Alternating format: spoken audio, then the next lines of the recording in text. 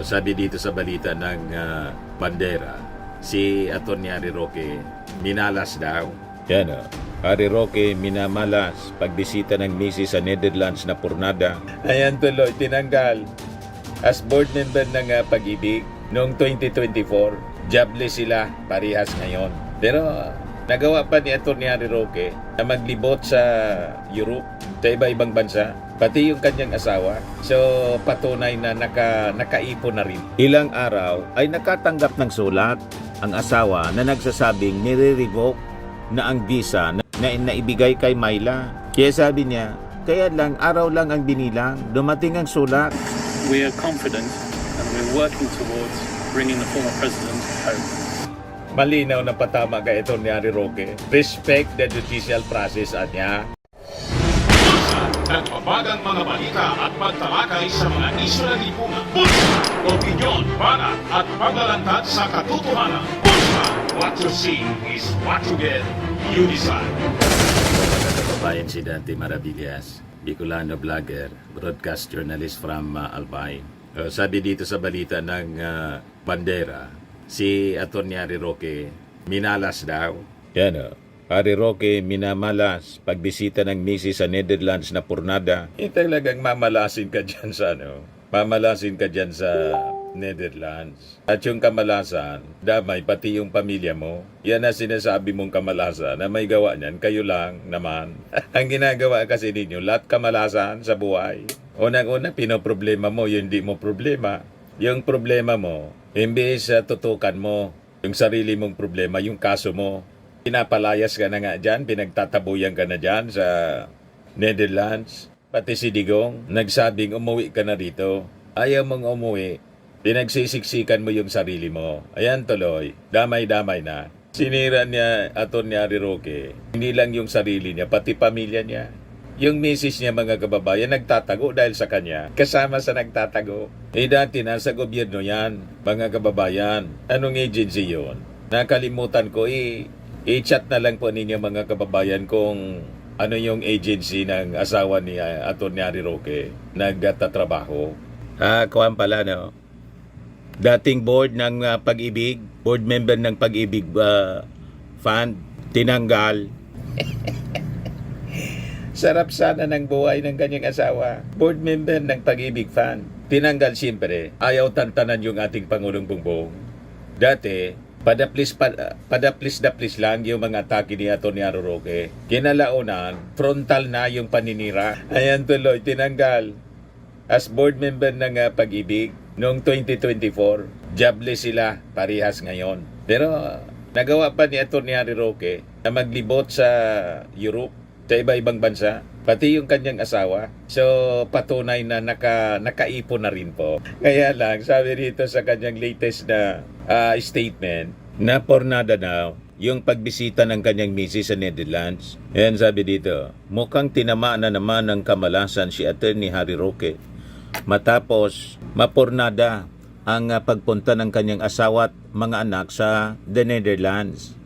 Hindi na matutuloy ang pagpunta ng misis ng dating presidential spokesperson na si Myla Roque sa the Netherlands dahil sa nangyari na visa application nito. Ayon kay Roque, na-revoke daw ang Netherlands visa ng kanyang wifey ilang araw lamang matapos itong maaprobahan. Na-approve na pagkatapos, na-revoke? May problema talaga. Paano nangyari? Yan inaasahan ko sana na magtatagpo muli kami ng aming misis at ng anak ko. Pero ang misis ko 2 buwang nag-apply para makakuha ng appointment sa Dutch Embassy para sa visa. 1 buwang naghintay para makuha ang visa, nabigyan ng visa. At ang sabi ko pa nga, ang galing mo, 2 years ang visa na naibigay sa'yo. Sabi pa ni Roque sa isang interview. Makalipas ang ilang araw ay nakatanggap ng sulat ang asawa na nagsasabing nire-revoke na ang visa na naibigay kay Myla. Kaya sabi niya, kaya lang araw lang ang binilang, dumating ang sulat na nire-revoke ang kanyang visa. Dahil dito, inaasahan na ni Roque na ganito rin ang mangyayari sa visa application ng kanyang mga anak. Kaya bigo na naman siyang makasama sana ang pamilya sa Netherlands.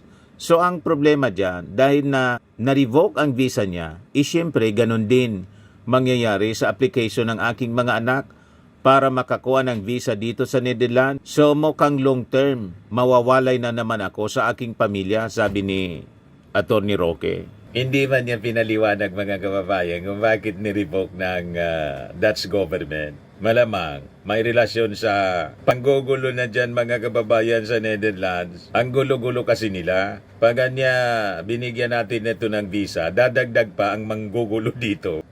Buong pamilya na ang manggugulo sa Netherlands. Sa kakasiksik niya, pinagtatabuyan na siya dyan sa Netherlands ni Digong.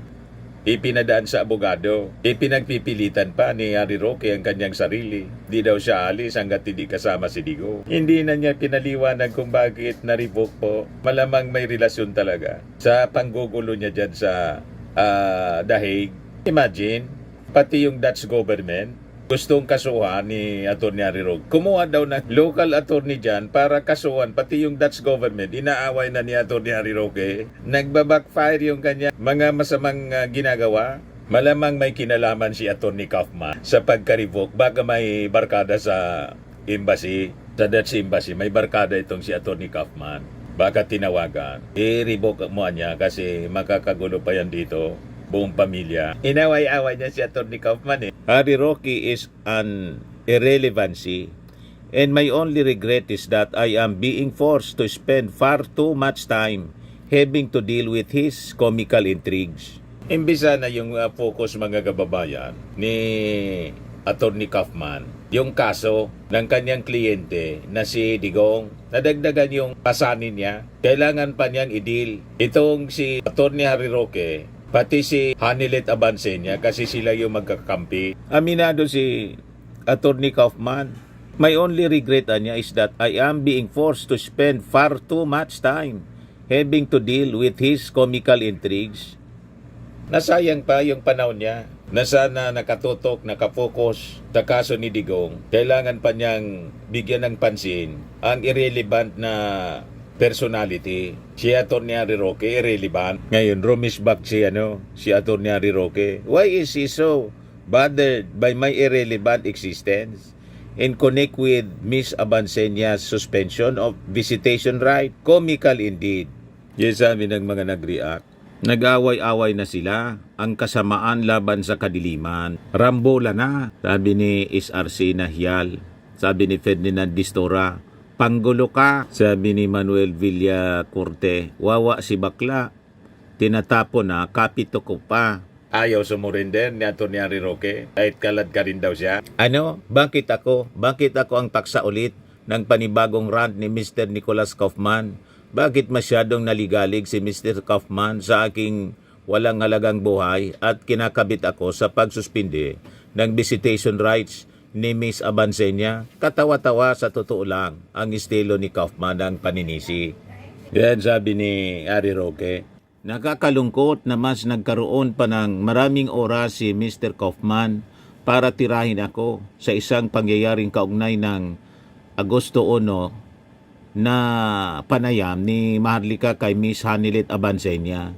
Imbes na direktang tugunan ang mga lehitimong pagkakabahala ni Miss Abansenia ukol sa pagsuspindi sa kanyang visitation rights, binaling ni Mr. Kaufman ang pag-atake sa akin. Isinama niya ako sa usapin ukol sa mga pagbubunyag ni Miss Abansenia at tinawag akong hindi malaga at katawa-tawa. Bakit masyadong naliligalig si Mr. Kaufman sa aking walang halagang buhay at kinabit ako sa pagsuspindi ng visitation rights ni Miss Abansenia? Katawa-tawa sa totoo lang ang estilo ni Kaufman ang paninisi. Muli, Mr. Kaufman, pinagdarasal ko ang tagumpay ng iyong legal team. Ako ay nakikiusap na sana ay maibalik ninyo si dating Pangulong Rodrigo Duterte sa Pilipinas. Focus. Ang sambayanang Pilipino ay nanonood at naghihintay. Maganda ang nangyayari po. Pag naglabo-labo sila doon, madiskaril ang mga diskarte ni Kaufman dahil sa pangingialam ni Atty. Harry Roque, di wow. So, pabayaan lang natin na sila magkagatan. Nasa natura kasi nila sa mag-ugali pagkatao. Kaya nga po, nagkabulbulang buhay nila. Kasi dahil sa kanilang natural na pag-ugali, maligalig talaga. Kaya yung sinasabing naliligalig, si Atty. Kaufman. Ito, totoo naman na maligalig talaga. Kasi nililigalig ninyo. Nagkagulo-gulo na. Sabi nga natin mga kababayan sa analysis natin, malamang sa malamang, kaya ibinawal nirestrict si Hanilet, hindi man yun magsasalita ng ganon si Atty. Kaufman kung walang bendisyon kay Sara. Malamang si Sara mismo ang nagbigay ng instruction, wag mo na niyang bigyan ng access yan si Hanilet. Kasi baka may papirmahan. Laging may dalang documents may malaking bag. Baka may mga documents na kailangang papirmahan. Kahit man siguro sino, pangalawang pamilya. Siyempre, yung first family po, nagpapasiguro, lalo't nakakulong at matanda na si Digong. Analysis ko man lang po. Ano tingin ninyo sa aking analysis? That could be the reason. Baka makabulong pa itong si Hanilet. Kaya ni-restrict ni Kaufman. Kasi kung si Kaufman man lang po, wala man karapatan yung attorney na on his own, ibawal ang visitation na tulad ni Hanilet. Ang sabi, si Digong mismo ang nagsabi, you cannot do that. Pero wala na pong wala nang pangil itong si Digong, tas siyempre nakakulong. Madaling sabi, malamang sa kung anong instruction ni Digong tungkol kay Hanilet, dinidefine na ni Sara. Malamang ganon. Hindi niya, kami ang dapat masunod. Di ba ako ang kumuha ng abogado? Pumili po, kaya hindi sinama si Atty. Roque despite ng kanyang pagsisiksikan ng kanyang sarili na maging parte ng legal team. Malamang parte yon ng strategy. Dapat niya yung mga dating opisyal na dikit sa dating Pangulo tulad ni Ari Roque. Sino pa yon yung una? Si Mijaldea. Huwag na nating bigyan ng access para tayo na yung magdidesisyon. Anyway, si Tatay Digong matanda na, lalo na pagdating dun sa mga properties. Ito yung mga theory ko man lang po.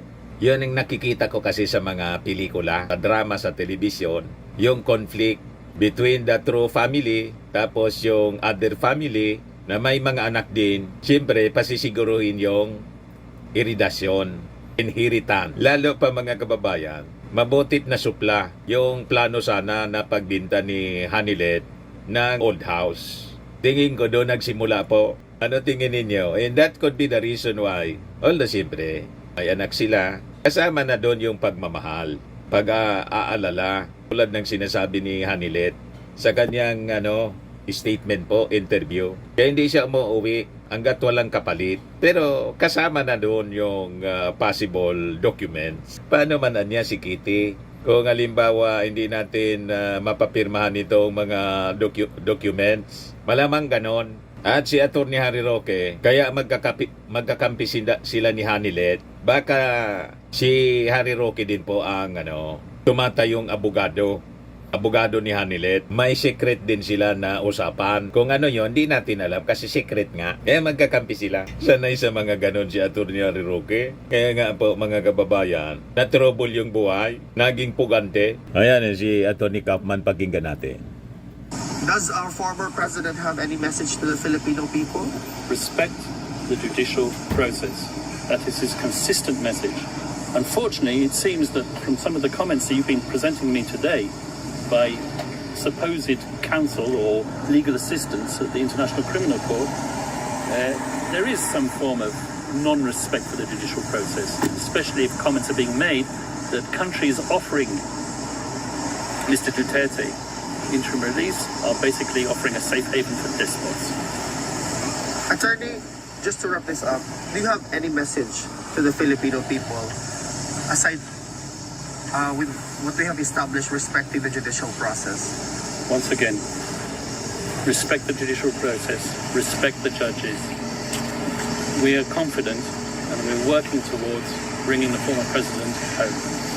Malinaw na patama kay Atty. Harry Roque. Respect the judicial process niya. Respect the judges. Hindi yun ang ginagawa ng mga DDS. Hindi yun ang ginagawa mga kababayan ni Atty. Harry Roque. Disrespect sa judicial process ang ginagawa po nila. Ang tawag po nga kay Digong, kidnapping daw yung ginawa.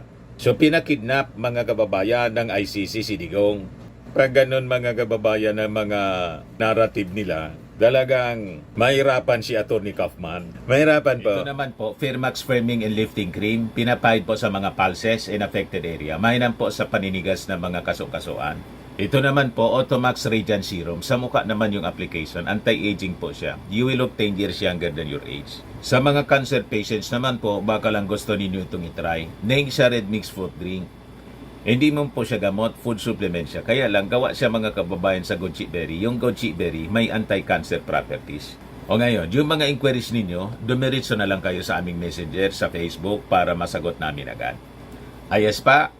Ayos na ayos niya, Mr. Maravilla. But anyway, ito po pala yung aming bagong product na binibenta online.